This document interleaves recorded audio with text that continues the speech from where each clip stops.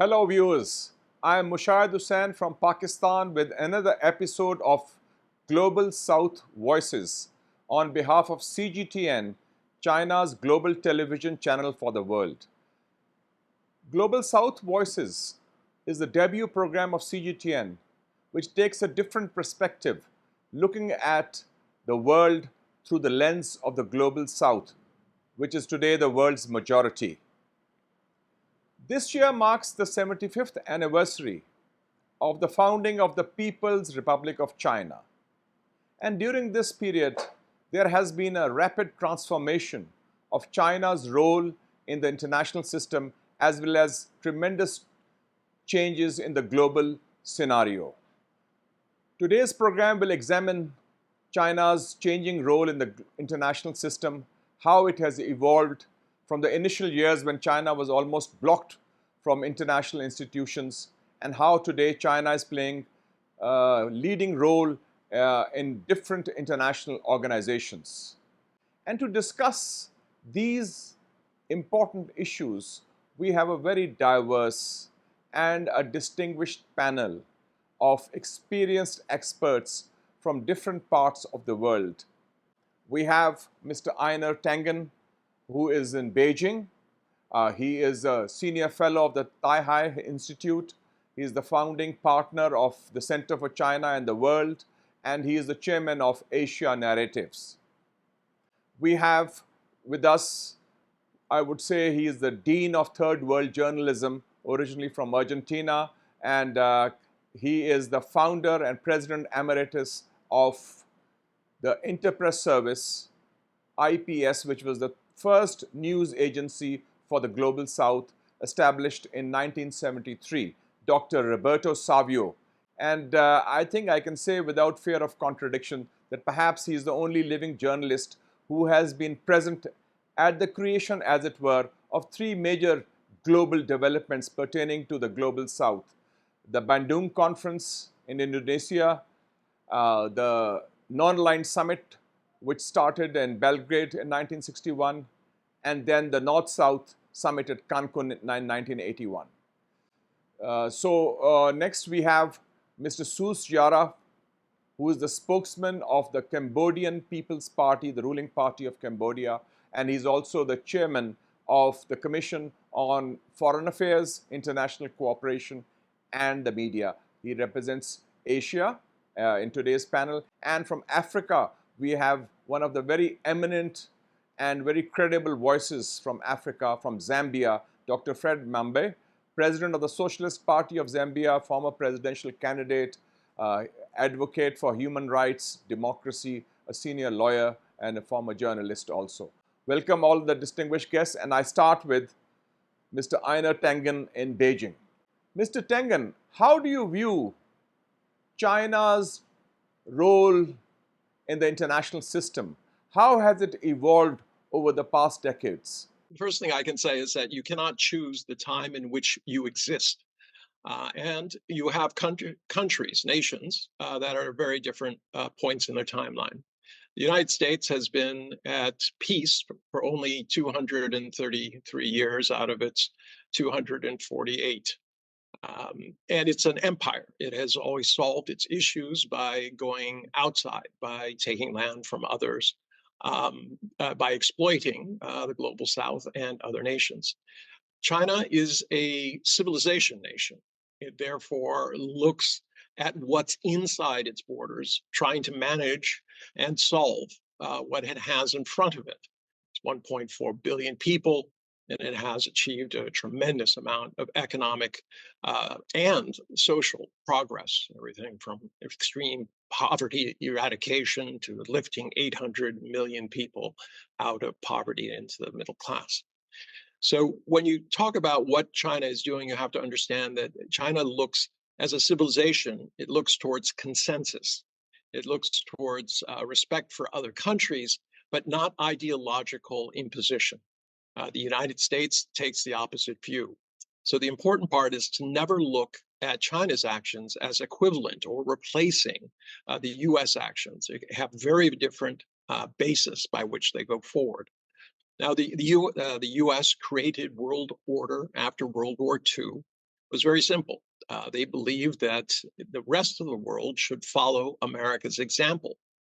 And they had this notion that liberal, democratic capitalism would somehow be the answer to all problems in the world. The problem is it's ideological and it goes against a lot of the cultures where they seek to impose it. And in intervening years, it has not been terribly successful, neither abroad, internationally, or at home, as we can see by the various issues that are plaguing it. So the US led world order was about imposing values and ideas and constructs. China is not doing that. What they do is they offer trade. They believe that peace can be achieved through mutual benefit, through trade itself. Creates the opportunity for countries to stabilize by earning more money. They believe that it should be non-political, non-aligned.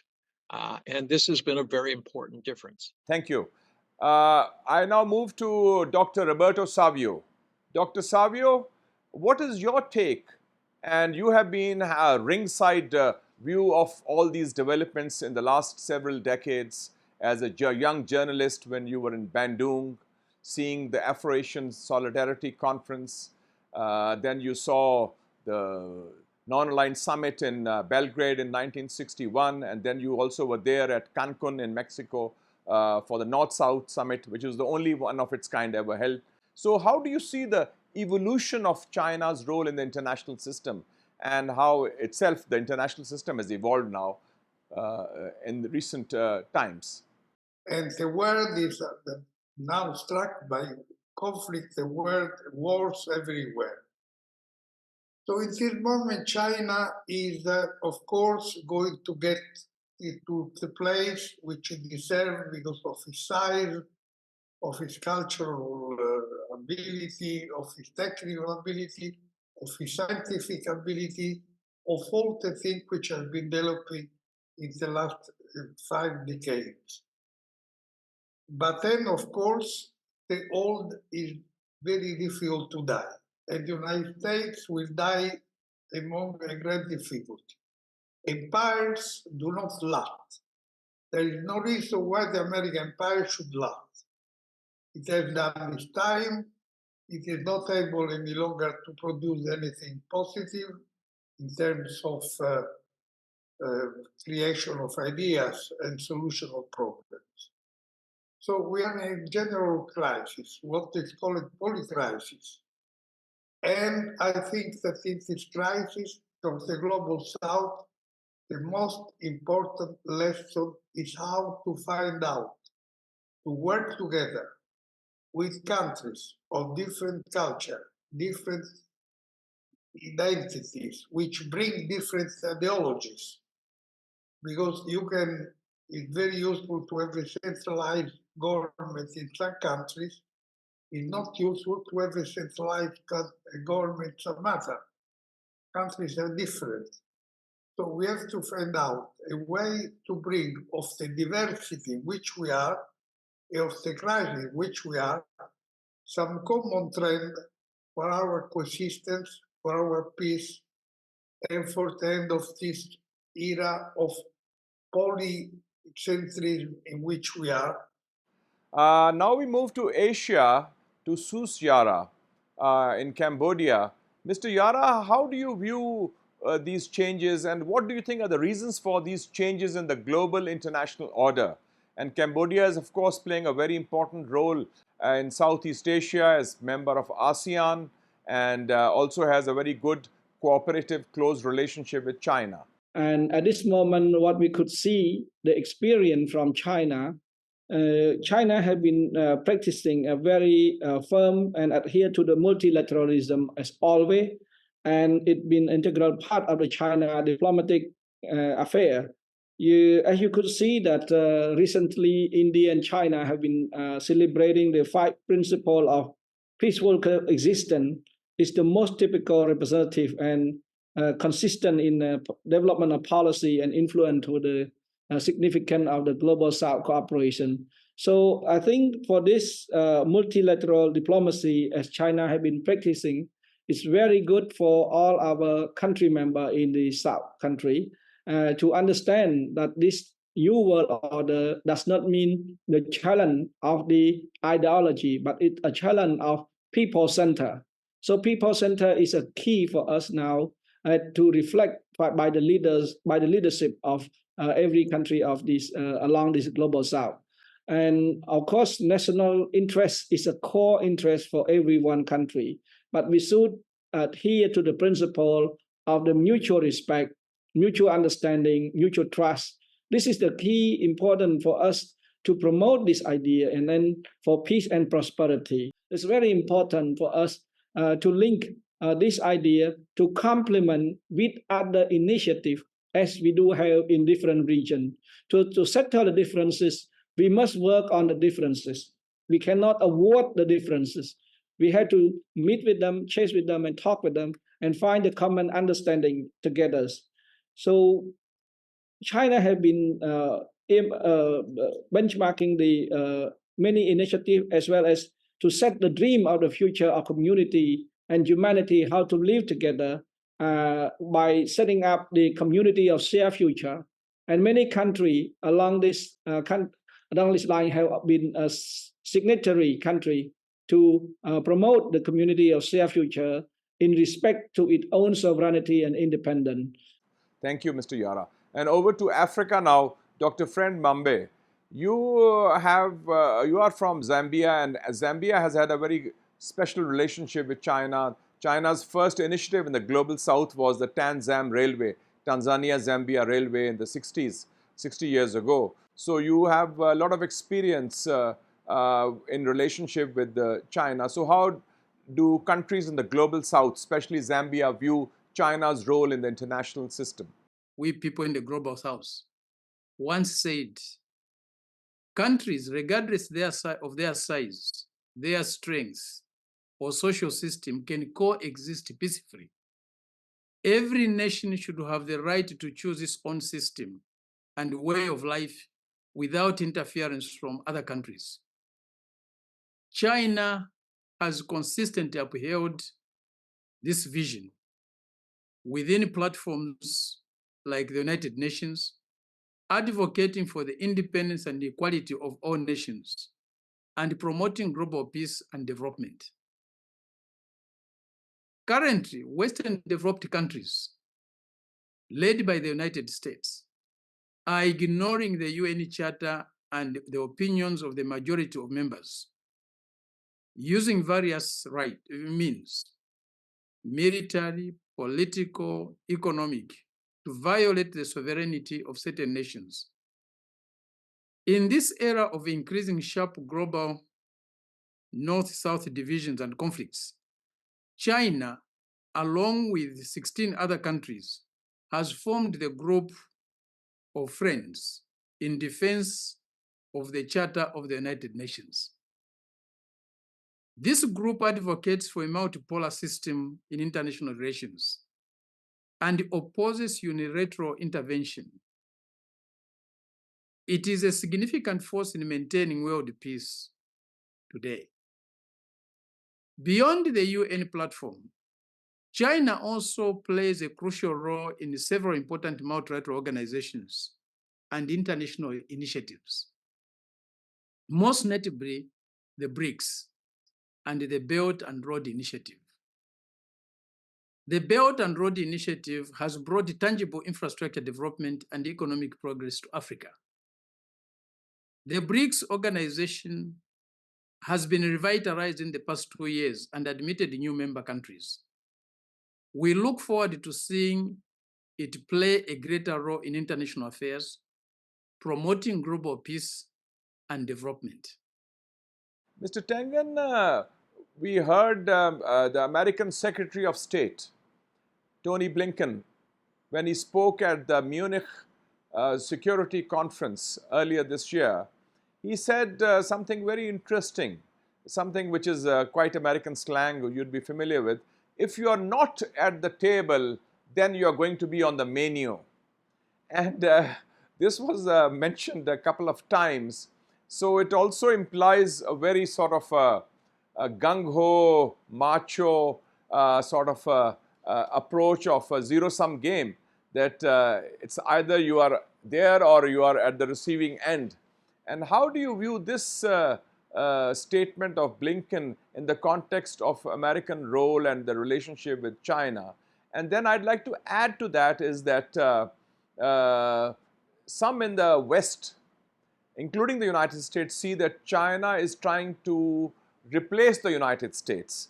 And I was reading the United States national security strategy, which they had enunciated under Biden administration on 12th of October 2022, and they said that the strategy says that China is the only competitor with the intent and power which is seeking to displace the United States. Okay, to deal first with this issue about being at the table or on the menu, this is very consistent neo-colonial attitude that somehow the 4.5% of the world population should be telling the other 95.5% exactly how they should be living. Setting the boundaries, telling people what it is. And this goes back to this idea of American exceptionalism. The idea that the US has a divine right to impose its systems on the rest of the world in the interest of the greater good. Unfortunately, as we talked about, this doesn't work. And I think my colleagues would agree with that. Every nation wants to have its own path to prosperity, and they do not want their policies created in a foreign capital. Those days are over. The days when the US was 50% of the world's GDP are gone. It's less than half that now, and it's continuing to go down and will continue to go down. So, in contrast, as I said, America is an empire. We decide what people should do, and if they don't do it, we, act asymmetrically. We'll either bomb you into oblivion, invade your country, undermine your country economically, politically, use our forces either clandestinely or directly to get what it is that we think we want. We do not have a long game. We tend to see what we want and we take it, but we don't necessarily see the consequences. There's nowhere better examples of that than Iraq and Afghanistan. We acted hastily in instances of no reason or very thin reasons and destroyed countries. And now we're stuck with the consequences, not only us, but the entire world. To your second point about whether China wants to replace the US. Well, look at where the US is today. The currency system is bloated, out of control, passing $35 trillion in debt as we speak, probably going to surpass the $36 trillion by next February. It's in disarray. It's no longer competitive in base industries. It cannot supply itself with the essentials of life. It has to buy those from other countries where it is more efficient to produce them. It is in a situation now where its soft power is declining the more it strives to impose its will on other nations. This is not something that any country would say, yes, that's what I want. That's what I want to be when I become a big nation. Quite to the contrary, China has consistently voiced the idea that there is no desire to become a hegemon, no desire to replace the United States. Thank you. Dr. Savio, my question to you is the same one that I asked Mr. Tengen earlier. Secretary of State of the United States, Tony Blinken, said in Munich at the Security Conference last February, if you are not at the table, then you're going to be on the menu. So what's your take on that? I think that sometimes the division between ideology and politics is very difficult to find. United States is based on two myths with a fundamental myth of the creation of United States. One is the American dream. Anybody can become president of the republic, can become rich, And this is what Harris has been saying in her campaign. So one is the American dream.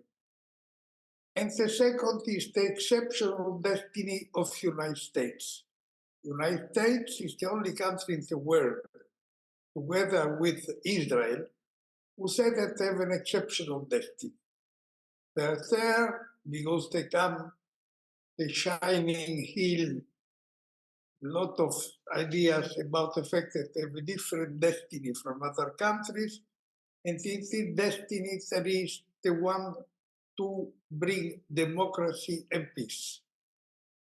So I think that we are going in a world which is going to be very complicated, very variegate, where either we find elements for working together and being able to accept different ideologies or different culture. Mr. Yara, you just mentioned about the Global Development Initiative, the Global Security Initiative, and the Global Civilization Initiative of President Xi Jinping. All of these put together are basically aimed at bringing different cultures, countries, continents together to build a better tomorrow based on peace and prosperity. For you in Asia, how do you see the evolution of the international system? Are we heading towards greater cooperation and coalition? And how do you view China's role in that for the future? Yes, Excellency. The issue is peaceful rise of China is one of the main principles that is a driving idea for the next generation leadership. So up to now, many initiatives that have been introduced to this global market, global development, global civilization, and so on, so forth. So this means that China needs friends, China needs more family. So it does not mean the invasion. The invasion is different from the initiative. Initiative is more focused on a peaceful cooperation.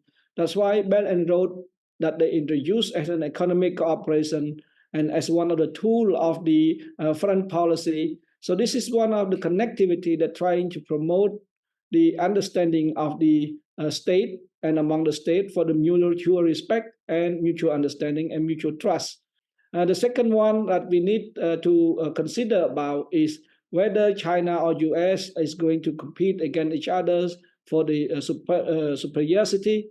But what I could see is a matter of how do they settle the differences through the dollarization. So the dollarization is one of the key problems that both nations need to settle between US and China. So whether the Global South or the new initiative or the group that been creating with different blocks, they're trying to challenge the current system with the settlements. So which is the system that could be replaced for the future international currency? That the matter among the leaders need to discuss. It's not about the challenging to be number one of the superpower.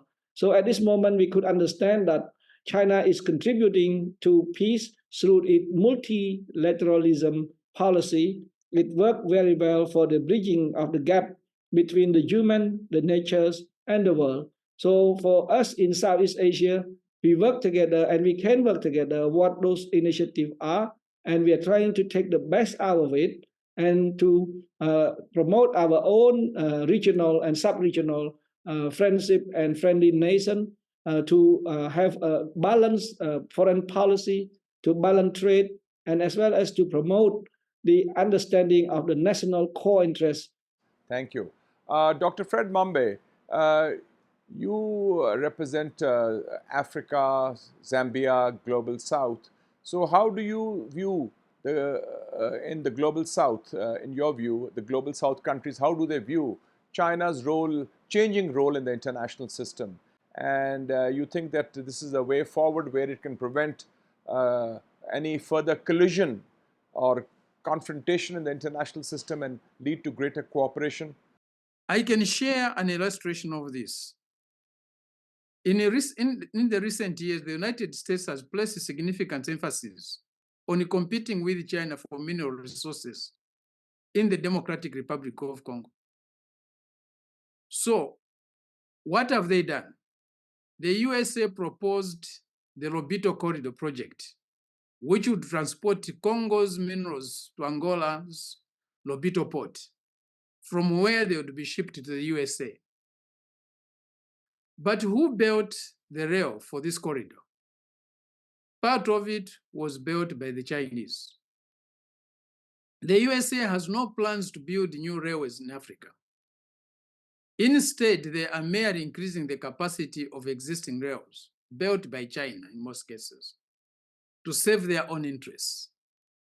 At the same time, the USA is behind the destabilization of the DRC to more easily control the country's mineral resources. This example clearly demonstrates the difference between China and the USA in international affairs. China is helping build rails, dams, hospitals, aiding our countries in developing, while the USA is only concerned about exploiting our resources and in the process undermining us in so many ways. To us, the question is not of either China or the USA of replacing the USA. China is not there to replace the USA in our view. The question of whether China will replace the US, in my opinion, is unfounded because China is doing what the USA has never done. The USA has never intended to help Africa on the path of industrialization and modernization. On the other hand, the USA has set military bases in Africa, while China has only one that was established at the request of Djibouti to combat pirates. I think we are coming to the end of our program, and we have had a very productive discussion among our very distinguished panel of experts and experienced opinion leaders and analysts from different parts of the world, that how the world is changing and how China's role in the international system has been transformed over the past decades. And we see these shifts now in the global order. And those shifts are having an impact not just on the global south, but also on China and the United States and the relations between these two big powers. And I think three shifts are very evident as we discussed today. First is that the global center of gravity is shifting inexorably and irreversibly from the west to the global south. And this is quite evident. And recently I also saw in The Economist the cover story, China, the scientific superpower, and they mentioned that the old science order dominated by Japan, Europe, and the United States is now coming to an end, and it is China which is now leading in terms of science and technology and even in artificial intelligence. And there was another article I saw by Niall Ferguson, the famous historian who works in Stanford, and he wrote on 17th of June that in this conflict, the new Cold War between the US and China, the US is more looking like the Soviet Union in decline, and he termed his article title as Soviet America. So given that context, I think it's important that the two countries understand each other, but meanwhile the global south is embarked already on a process where they feel that China's narrative of connectivity, of cooperation through commerce and culture is the way forward. Thank you for listening. Thank you for viewing. We come to the end of our episode of Global South Voices. You can find us on CGTN app, on X, on Facebook, and on YouTube.